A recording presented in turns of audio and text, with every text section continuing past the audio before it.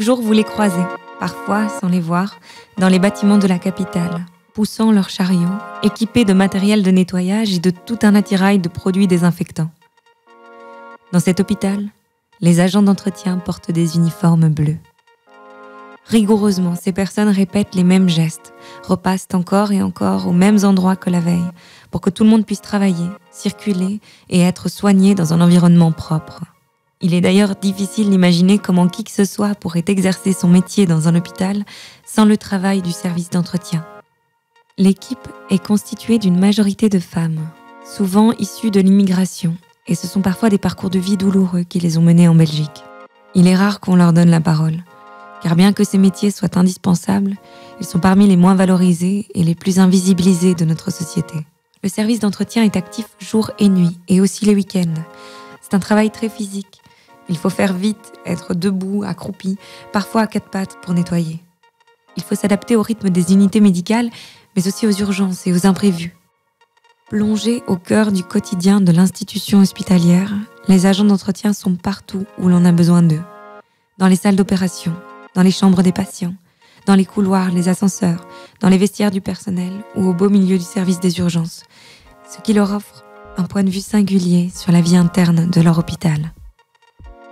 Vous écoutez Battement, un podcast qui pulse au rythme du cœur hospitalier. Épisode 2, le service d'entretien.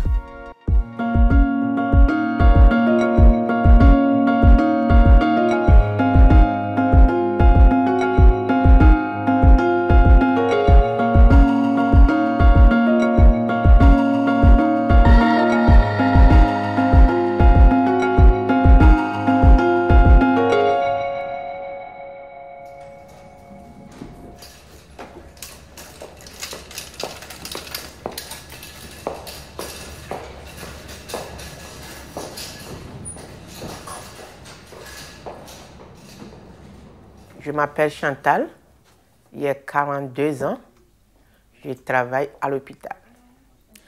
Je fais nettoyage, technicien de surface. Je suis née en Côte d'Ivoire, à Abidjan. Je suis arrivée en Belgique en 2011. Oui, j'ai vu mon fils, le plus grand ici. Au début, je ne voulais pas venir. Bon, comme il y avait eu la guerre en Côte d'Ivoire, j'ai décidé de venir. Je suis restée là. Je ne regrette pas. Je ne regrette pas que je suis rentrée en Belgique. Tout ce que j'ai vu ici, ça m'intéresse et puis c'est très sympa aussi. À cause de ça, je n'ai pas aucun regret.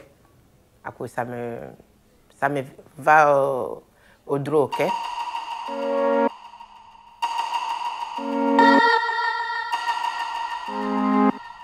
Non, moi, j'aime mon travail. Moi, n'importe quel travail que tu me donnes, si je n'aime pas, je n'aime pas. Mais si j'aime, j'aime.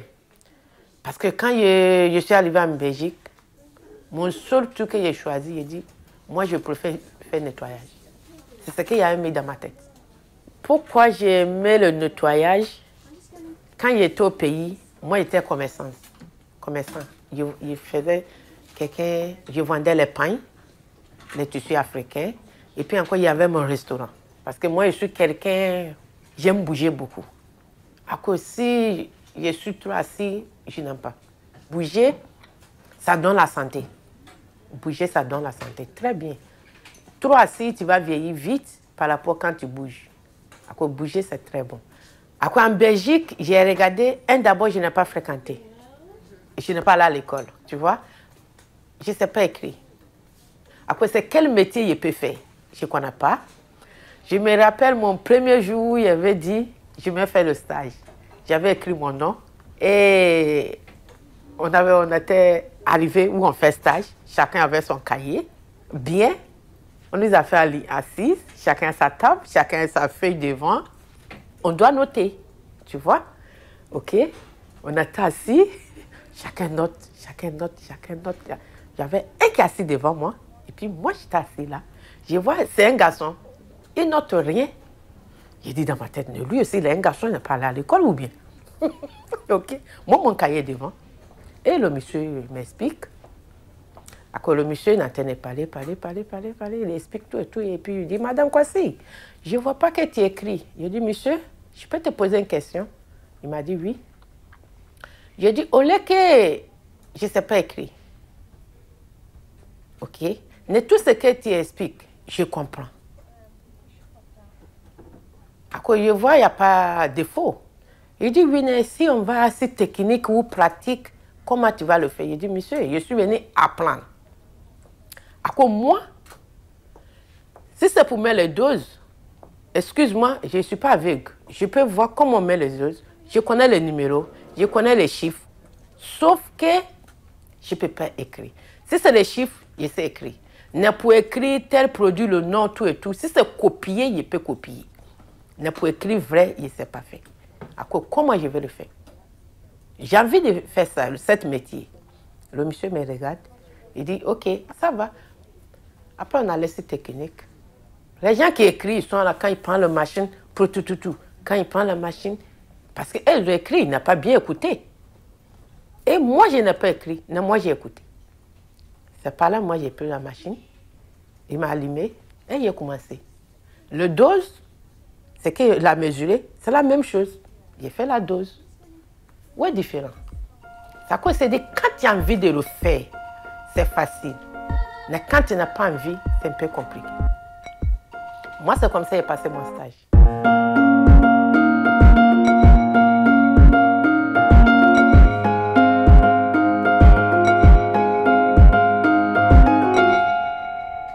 Moi, je m'appelle Angèle. J'ai 55 ans.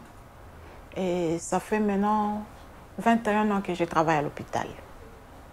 Comme femme de ménage. Voilà. Je me suis lancée à l'école Cobef à l'époque. Tu fais aide logistique 6 mois. Femme de ménage aussi 6 mois. J'ai commencé à aide logistique. Moi, j'ai dit que je n'ai pas bien étudié. Je ne sais pas écrire bien français, mais je sais bien lire. J'étais claire. Ah, ils ont rigolé même les professeurs. Non, c'est pas grave. Comme tu sais lire, ça va aller.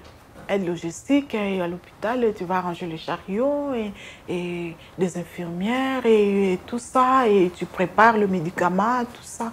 Tout ce qu'elle te demande. On m'a expliqué comment ça se passe. Hein, et puis, j'étais pas bien. Il y avait une professeure hollandaise. Je demandais permission pour que je cours vite aux toilettes. J'avais envie de vomir. Je fais comme ça. Quoi? Qu'est-ce qu'il y a? C'est pas en jungle ici. Hein? On ne mange pas les bananes ici. Elle m'avait dit comme ça. Et c'est pas moi-même qui a réagi. C'était mes collègues qui ont réagi. Ok, elle était raciste. C'est sa façon à elle. Je me suis mis debout, j'ai vomi et... Tu peux partir. Il ne faut pas nous donner la microbe ici. En Europe, on a assez de nos problèmes. Je commence à pleurer dans le couloir et je suis allée au bureau. Je vais aller donner rapport au directeur. Et moi, je dis que si je peux changer à côté nettoyage. Parce que ce n'est pas elle qui donne le cours. Mais vraiment, pardon, ne me chassez pas d'ici. Dans mon seul espoir, et c'est ici, chez vous. Ça, c'est une dernière chance pour moi. Je me suis lancée au nettoyage. Et quand j'arrivais ici, j'ai tombé à la maternité. Et quand on m'a vu, les accoucheuses et les gynécologues, ils ont venu fans, ils m'ont kiffé, moi aussi je l'ai kiffé, je l'ai adoré. On est venu, moi j'ai dit que mais j'ai trouvé encore la famille quoi. Et j'étais bien, on me mettait vraiment à l'aise. Donc ça c'est mon histoire, je commence à travailler ici. Mais quand on m'a engagée ici, j'ai travaillé là, on m'a payé 800 €. Quel salaire! Et puis, ça montait 1200. Moi, j'ai dit que, ben oui, c'est bien là. C'est génial. J'étais content, fière du salaire. Les jours que j'ai trouvé un vrai appartement pour le salaire de mon travail, appartement qui est chambre, cuisine à part, salle de bain à part, toilette à part. Et j'ai pris télévision à crédit. Et ça, le fauteuil à crédit. Et J'ai acheté ma chambre à coucher. J'ai attendu le congé payé des mois de mai. Et ça, je n'ai pas senti ça quand ils m'ont ramené tout le meuble là. Parce que j'ai acheté ça au même endroit, même magasin. Ils ont remonté ça avec le châle là. Comme je suis seule, ils m'ont aidé. Et le lendemain, après le travail, je viens d'ouvrir et je vois la télé, écran plat. Et moi, je dis que j'ai oublié ou bien j'habite au 2e étage, non? Mais chez moi ici, écran plat, et je vois mon canapé. Moi, je dis que je suis chez moi, quoi. Je travaille et j'ai sorti mon badge. Moi, je dis que oui, c'est vrai. Timba, tu as ton travail, tu as pris les choses en main. Et écran plat. Fier des salaires, fier des salaires. Et on est bien l'équipe. Si je suis à congé, on m'appelle à la maison. Est-ce que ça va, Angèle? Tu vas bien? Moi, je dis que non, ne vous inquiétez pas. C'est mon jour de récup aujourd'hui. C'est pour cela que je suis pas venue travailler. Ah, ça va, on s'inquiétait parce qu'il connaissait les problèmes de ma santé aussi. Hein, et quand il fait le dîner, on m'invite, on part au restaurant. Donc, je suis bien avec jusqu'à maintenant. Quand j'ai perdu mon frère, les collègues accouchés, ils ont réuni avec ma fille. Sans moi que je sache, ils voulaient me faire surprise. Je ne m'attendais pas que les collègues accouchés pour me faire ça avec les gynécos. Moi, la petite de la société. C'était les 40 jours de mon frère. Mais ce n'était pas vraiment les 40 jours parce que je fais ça après 1 an. Parce que je n'étais pas bien. Avec mes déprimes et tout ça, machin. Non, non, après 3 ans. Je voulais faire quelque chose de grand pour mon frère avec ma belle-sœur. Alors, ils m'ont surpris à la salle. Ils sont tous venus. Les gynécos, les accoucheuses. J'étais des larmes aux yeux. Je ne m'attendais pas à ça. Moi, je dis que oui, ils m'aiment parce que ce sont des humains, ils me respectent. Ils savent que sans elles, notre service ne peut pas être propre. Mais au point là, ils se déplacent à cause de moi. Ça, vraiment, et ça, c'est vraiment pas l'équipe. Ce n'est pas qu'une équipe de travail. Ce n'est pas des collègues. C'est un peu à côté, un peu de famille de moi. Donc, c'est ça. Oui, c'est vraiment. Mais mon anniversaire, un bon anniversaire, on écrivait tout, chacun le calendrier. Et c'est ton anniversaire. Alors, quand tu viens, les câlins, bisous. Ah, on a porté ça, allez, viens, allez goûter ça. Un petit champomis, allez, un peu de vin, les biscuits. Donc, c'est vraiment beaucoup de souvenirs, beaucoup.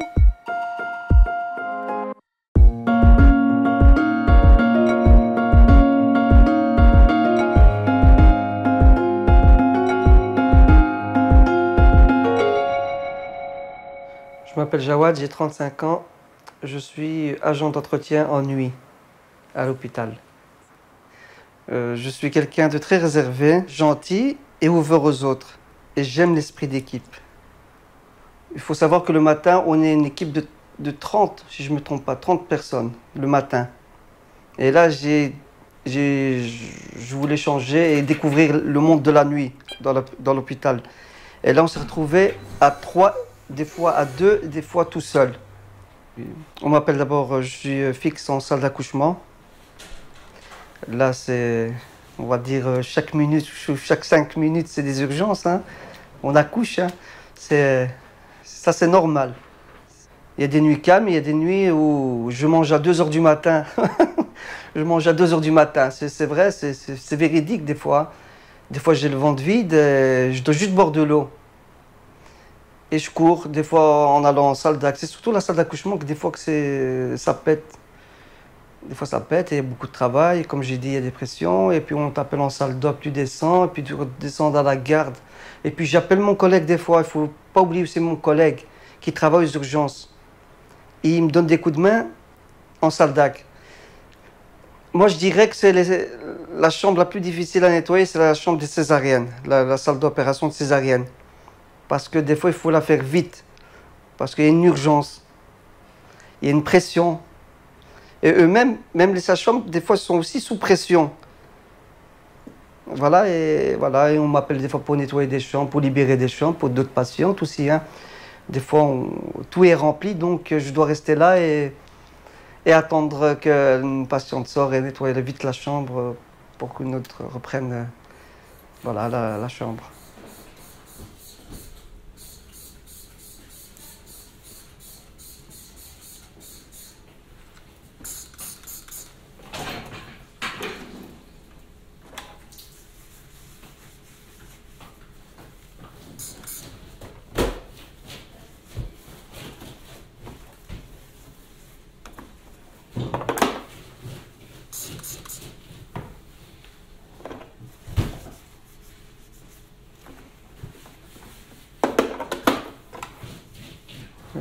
La nuit, des fois, je me sens seul.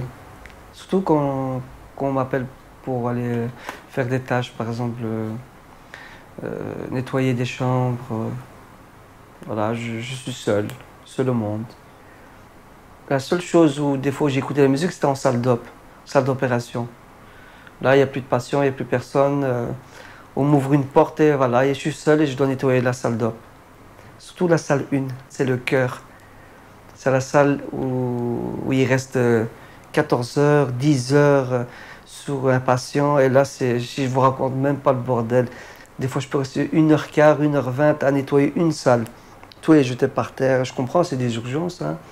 Il ne va pas ramener une poubelle, il va le jeter par terre ou quoi. Des fois, quand il y a une urgence, c'est une urgence. Et il faut aussi que j'assume ce que je fais aussi. Hein. Parce que voilà, il faut savoir que j'ai choisi de faire ça. Moi, ça ne me dérange pas. Il y a du sang, il y a de la peau, il y a beaucoup de papier, beaucoup des gants, beaucoup de différentes choses en fait qu'on retrouve dans une salle d'opération en fait. Des fois, je retrouve aussi un peu de chair, de peau de personnes, des cheveux, un pantalon déchiré, un peu de tout. En fait, quand tu sais qu'une personne s'est couchée là et on l'a opéré et tout. Après, moi, je me suis habitué, en fait, comme je l'ai dit. Je me suis habitué à l'hôpital. Et entre-temps, on m'appelle en salle d'ac, il y a une urgence. Là, je craque. Mais je craque au fond de moi. Je craque pas dans le travail, mais c'est un stress qui vient se rajouter. Et ça fait plaisir de rentrer à la maison et de dormir. Quand je finis mon service à 7 h du matin, je prends mes enfants, ils sont déjà préparés, ma femme les prépare, je les dépose à l'école et je rentre me reposer. Les patients aux urgences, oui, on les rencontre toute la nuit, hein. On les voit, hein. Ils sont assis, patientent. En fait, on voit tout. On voit tout. Et sans oublier aussi en pédiatrie aussi les infirmières en pédiatrie. Là aussi, des fois, c'est très compliqué de travailler là-bas. Des fois, il y a beaucoup de patients, des enfants qui sont malades. Il faut gérer, il y a un stress.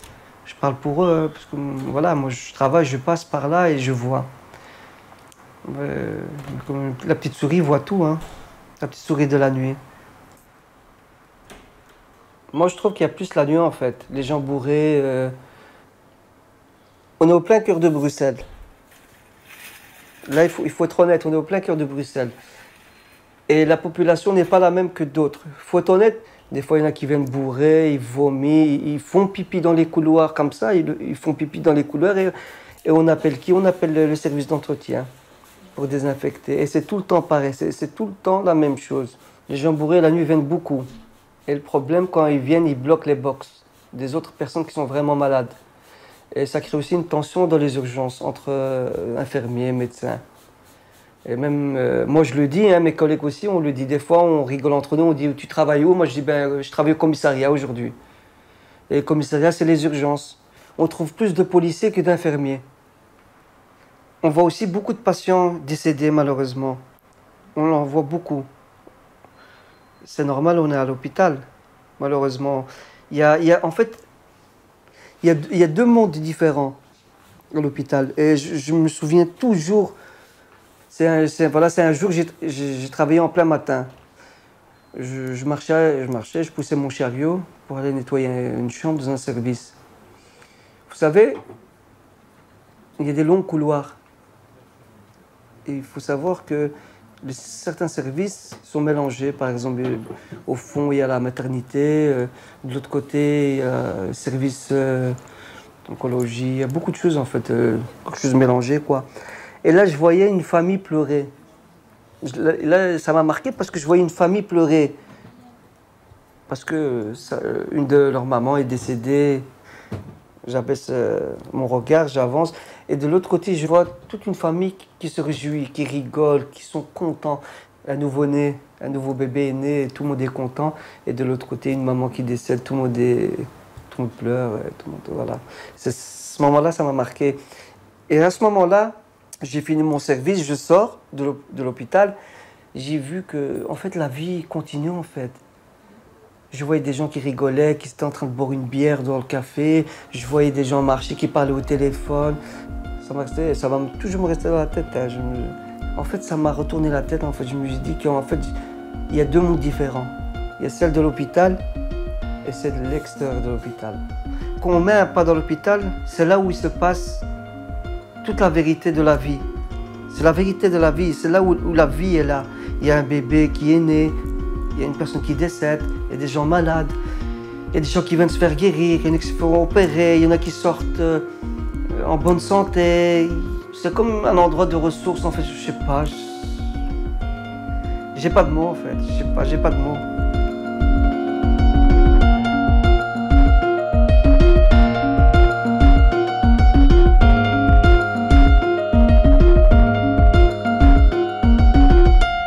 Faut être rapide et puis, comme on dit, physique. Pourquoi il dit physique? Parce que imagine, si tu as 21 chambres, que tu vas prendre 30 minutes par chaque chambre. Tu as 1 heure de temps de pause du midi à 13h. Tu vas finir à quel moment? Au fur et à mesure que tu commences à avoir expérience, et puis au fur et à mesure, toi-même, tu commences à te motiver. Il faut que tu es motivé, que ça, tu vas le faire, c'est facile. Moi, toujours, c'est ce que j'ai dit. Si ça est dans ta tête que ça, je suis venu le faire, ça, c'est facile pour le faire. Mais si ça n'est pas dans ta tête, c'est pas facile. Alors, moi, toujours, c'est ce que j'ai dit. Quand tu sais qu'il faut que tu aies ton contrat ou bien il faut que le travail te plaît, il faut le faire. Quand tu te lèves le matin, mets dans ta tête que tu s'en vas travailler. Si tu le mets dans ta tête que tu s'en vas travailler, tout le travail qu'on te donne, même si c'est dur, tu arrives à le faire. Après, ça aide beaucoup. Moi, quand j'étais enfant, toujours ce que je disais, après, moi, mon rêve, être policier. C'était mon rêve, mon rêve de petite fille. Mais moi, je crois que quand mon père était policier, enfant, je crois que policier, c'est-à-dire tu t'élèves, tu grandis, tu vois, et puis directement, tu peux être policier. Parce que quand je vois, ils sont habillés, c'est trop joli. Après, c'était mon rêve, être policier, quand j'étais enfant. Mais pourtant, il faut faire études d'abord avant d'être policier. Je ne savais pas. Je suis la 9e enfant de ma mère. Chez ma mère, on est 9. Chez mon père, on est 32. Chez mon père, je suis la dernière. Chez ma mère, je suis la dernière. J'étais un enfant gâté. J'ai tellement été chouchoutée. Ouais, j'étais un enfant un peu étoile. Je peux dire ça. Qui est un peu spécial. Moi, j'étais un enfant qui est un peu spécial. Et jusqu'à présent, c'est comme ça. Si je vois quelqu'un qui souffre, j'ai mal au cœur. Parce que moi, je n'ai pas eu ça. C'est laissé sur moi. J'aime aider les autres. Moi, j'ai beaucoup, quand je rentre chez les patients, tout ce que le patient me demande, sauf un truc, il y a des fois, il demande, est-ce que tu peux me donner l'eau pour boire? Il y en a, il ne doit pas boire l'eau. Oui, à cause de ça, toujours, il dit, attends, je vais demander les infirmières. Il y a des fois même, ils ont besoin d'un petit truc, tu vois. Mais ils sonnent, les infirmières sont occupées. Ça, moi, je me rappelle, j'étais dans une unité pour les gens de Woum, qui est au 10e. Il y a un patient même qui voulait venir habiter avec moi, parce qu'il avait appelé le patient maman. Parce qu'il avait quelque chose qui est tombé et il m'a appelé, madame, est-ce que tu peux prendre le truc? Quand il est pris, il dit, maman, tiens. Et la dame, elle avait le visage, elle dit, tu m'appelais comment? Il dit, maman. Et la dame m'a fait pleurer. Parce que la dame dit, c'est le mot qu'elle attendait. Il n'y a pas quelqu'un qui l'appelait maman un jour. Parce qu'elle n'a pas d'enfant. Franchement dit, il y avait mal au cœur. Parce que le déposement, il est fait chez le patient. À midi, il était chez le patient jusqu'à 13h. Il a fait son manger, il a mangé, il était à côté, bien chic. On est assis, on papote, et il raconte sa vie, comment elle était, en vent, tout et tout.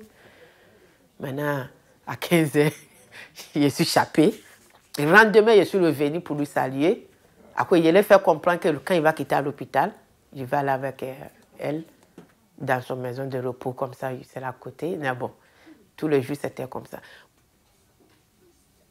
Tous les services que tu travailles, si tu ne t'attends pas à les infirmières, quand tu rentres même, ça ne te donne plus envie de travailler. Et puis, tout ce que les infirmiers, il y a des fois, tu es en train de travailler, les infirmiers peuvent venir te voir. Oh, s'il te plaît, est-ce que tu peux... Ils ont besoin de la chambre, est-ce que tu peux rafraîchir un peu? Je dis jamais non. Et ils ont besoin de nous pour nettoyer. Tu vois? Pour mettre le patient. Si nous, on n'a pas nettoyé, et il ne peut pas. Nous, on les bloque. Si nous, on n'a pas fait, tu lui donnes la chance d'avancer son travail. Après, c'est comme ça. Moi, partout où je rentre, je suis aimée. Parce que je ne triche pas. Je fais mon boulot. C'est quoi ça, toujours, je dis, si tu aimes le boulot, c'est facile à le faire. Parce que quand tu travailles, que tu souris, toi-même, tu vois, tu as une joie dans toi pour te donner l'envie de travailler. Mais si tu reviens travailler que tu es fâché, tu peux te blesser sans te rendre compte.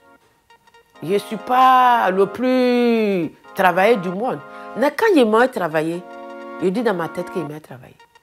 À quoi je chante, c'est pas parce qu'il fait les bêtises, mais je chante. Je suis à l'aise dans moi-même, tu vois. Quand tu es à l'aise, tu fais très attention. C'est parce que, tu vois, tu sais ce que tu fais. Mais quand tu es énervé, oh, tout ce que tu attrapes, ça tombe. Parce que tu n'as plus envie. C'est comme tu es déprimé.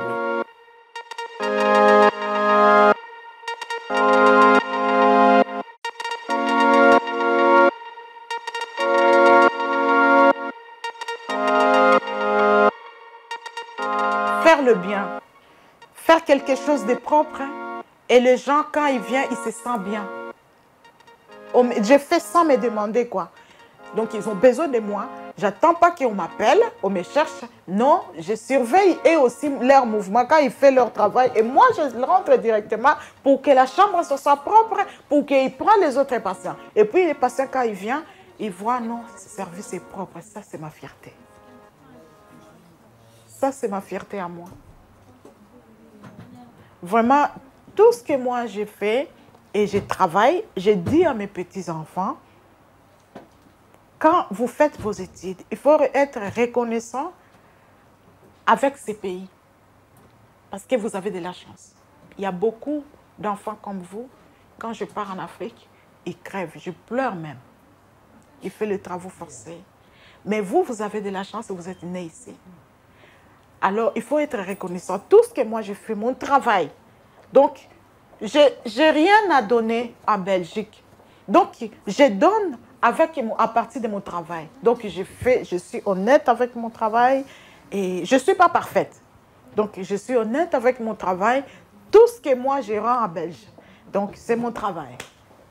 Voilà, mon chariot, c'est mon rôle, c'est ça. Et ça, je suis bien derrière mon chariot, vraiment, et je suis fière. Malgré que ce n'est pas facile, mais il y en a qui te prend vraiment comme un bonus si tu travailles chez lui à la maison. Comme il y a 2 mois, il y a une dame qui m'a fait mal. J'ai en train de faire le vestiaire et j'ai nettoyé la douche. Ce n'est pas la première fois. Quand il vient, je nettoie même pas bonjour. Elle rentre. Elle se douche, l'eau, ça sort jusqu'au couloir. Une fois, il y a une infirmière qui est tombée par terre. Elle a glissé et la dame, elle était dans la douche. Elle disait rien, ni oh ah, elle bougeait même pas. Moi, je dis que mais ça vient de la douche. Et qui est là? Moi, je dis que, ah, madame, je viens de nettoyer. Mais ça fait déjà 3 fois que je te dis. Ah non, je n'ai même pas envie de t'attendre. Je ne peux pas discuter avec toi. Moi, je dis que, mais écoute-moi d'abord. Ah non, non, non, non, non, non, non. Tu n'es pas de ma personnalité. Je ne discute pas avec les gens comme vous. Moi, je dis que, ah bon? Je suis comment, madame? Je suis un être humain, moi. Tu vois la douche? Je viens de nettoyer, c'est propre. C'est pour cela que vous avez pris la douche. Hein. La dame infirmière qui était tombée, elle est partie. Elle s'est changée les uniformes. Et moi, j'ai rentré parce que quand je nettoie, il faut que je nettoie mes chaussures. En plus, on a des périodes de maladies là, je nettoie mes chaussures dans la douche parce que je mets ça dans mon casier. On t'a donné la permission de te doucher ici? Vraiment, c'est malheureux. On est où là? Ah, j'ai pleuré, j'ai senti mal. J'ai senti pas bien, j'ai senti mal. Moi, je dis que, mais pourquoi tu me dis ça à moi? Pourquoi je ne peux pas me doucher? Hein? Parce que je nettoie. Hein? On nous paye comme toi. Hein? Je paye les impôts. Et comme vous, madame. Et l'État belge me connaît. Quand il tape à l'ordinateur et je travaille comme vous, malgré que je suis en bas de l'échelle, mais je suis quand même quelqu'un d'important dans la société. Sans moi, tu ne peux pas rentrer ici pour te doucher. Et alors, vous voyez les choses comme ça? Heureusement, il n'y en a pas beaucoup. Mais il y en a qui respectent. Tu sens vraiment que non, il comprend que non, on est ensemble.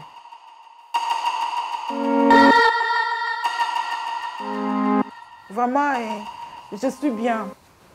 Je suis bien, malgré que ma santé, même pour mon travail, c'est ce que moi je vais donner à l'hôpital bruxellois. Tout ce que les Belges m'ont fait à mes enfants, les études.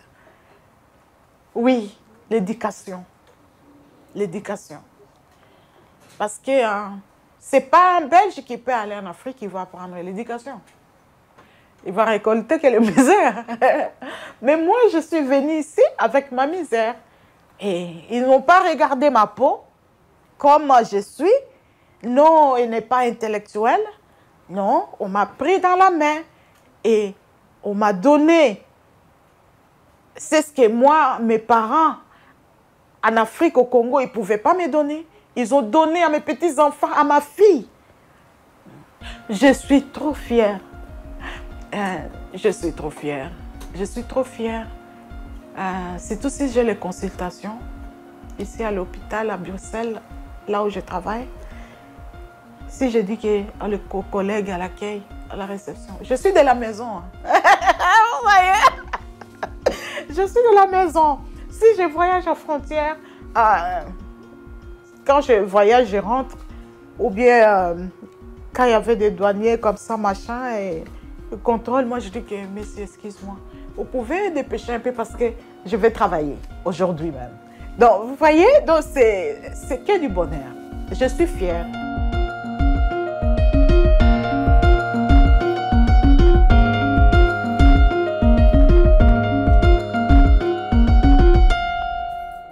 Je suis très attaché à cet hôpital parce qu'on a 7 enfants.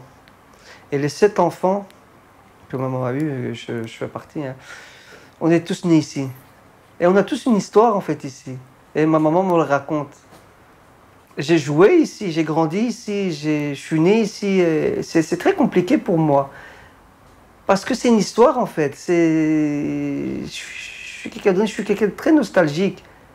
On dirait que je suis bloqué dans les années 90, 80. Je sais pas pourquoi, parce que j'ai connu en fait ce quartier. Quand j'étais petit, je jouais ici avec des copains, on venait en vélo, on s'arrêtait. Et il y avait certains bâtiments qui étaient encore en construction. Et je me rappelais, je marchais sur les pierres, on faisait des petites cabanes.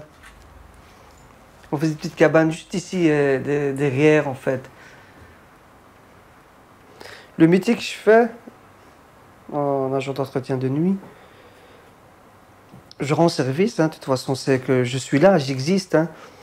Si je ne suis pas là, ben, des autres personnes aussi n'existe pas. C'est une réalité. Hein. Si je ne suis pas là, ben, comment vont faire les autres pour travailler, pour préparer une salle, en salle d'op? Ils ne vont pas commencer à rentrer et mettre une personne alors que tout est sale, il y a du sang, en fait, en salle d'accouchement. Comment vont faire les sages-femmes? Les sages-femmes, ils n'ont pas ça que ça à faire. Hein. Ils ont leurs patientes. Ils ne vont pas aller nettoyer une chambre. Hein. Ils n'ont pas le temps. Hein. Ils courent gauche-droite. Hein. Ça sonne de tous les côtés. Hein. Voilà. Et moi, depuis que je travaille en salle d'accouchement, j'ai découvert beaucoup de choses, en fait. Parce qu'il faut le dire, le matin, moi, je n'ai jamais travaillé en salle d'accouchement le matin, moi. C'est juste la nuit que j'ai découvert toutes ces sages-femmes qui sont super gentilles. Génial et courageuse, très courageuse. Des mamans, des tantes, des cousines, un peu tout quoi. J'ai découvert aussi des sages-femmes qui pleurent. Hein.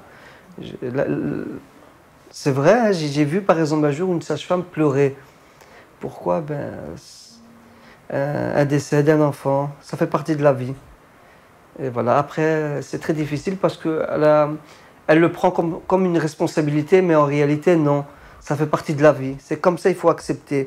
Mais des fois, quand on fait un métier de sage-femme, on va dire on est un peu rancunière. On ne peut pas accepter... tout le monde ne peut pas accepter qu'un enfant décède. Hein, mais ça fait partie de la vie. Voilà. Tous les métiers sont priorité dans un hôpital. Sage-femme, infirmière, pédiatre, service d'entretien, brancardier... un peu de tout en fait. Il y a même des personnes qu'on ne voit jamais la nuit en biologie, la prise de sang. Il y a des gens que je n'ai jamais vus de ma vie. Hein. Voilà. Il y a des gens qui travaillent 24/24. L'hôpital ne se ferme jamais. Hein. Moi, personnellement, il y a beaucoup d'infirmiers, sages-femmes, un peu de tout en fait, tout le monde reconnaît mon travail. Moi, ça fait 10 ans que je suis là, j'ai jamais eu de problème avec tout le monde. Et j'ai jamais considéré mon travail moins que les autres, mon métier moins que les autres. Moi, si je suis là, c'est que je sers à quelque chose, sinon je ne serais pas là.